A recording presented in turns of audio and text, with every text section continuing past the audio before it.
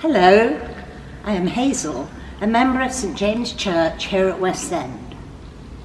In our stories following Jesus through Holy Week, we have heard how he entered Jerusalem on Palm Sunday, riding on a donkey, and welcomed by cheering crowds. Later that week, on Maundy Thursday, he celebrated a Last Supper, the Passover, but then was taken prisoner, put on trial, and on Good Friday, a dreadful day, he was crucified. His body was placed in a tomb with a stone across the entrance. To remember this, a lovely Easter garden has been put in our churchyard.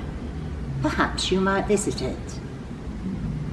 During this time of Lent, the church has been dark, with no flowers. As we celebrate Easter Day, the church is once again decorated with beautiful floral arrangements, and the paschal candle is lit. The story today, A Happy Day, reminds us why Easter Sunday is so very special. It was very early. The birds were still in bed, and the sun had yet to open its bright eye on the world. The sky was grey and grainy.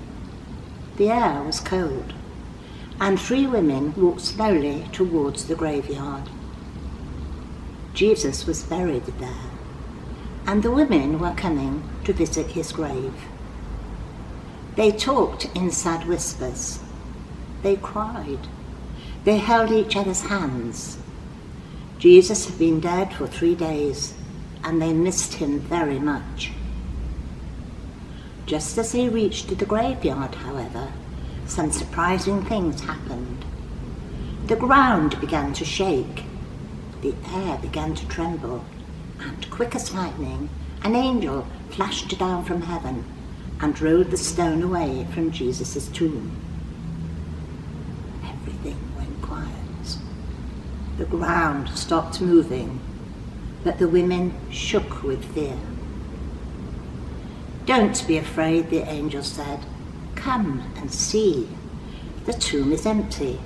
Jesus is alive." Arm in arm, the women crept past the angel and into the tomb.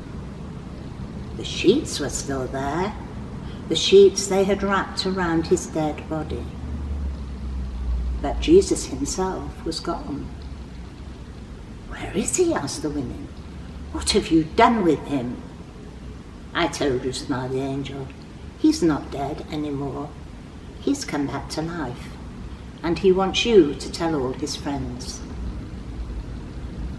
The women looked at each other.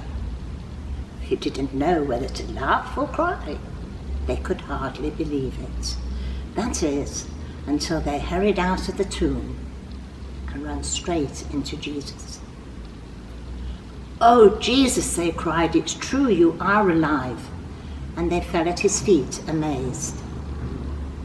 "There's no need to be afraid anymore," he said. "God has made everything all right. But I have a job for you.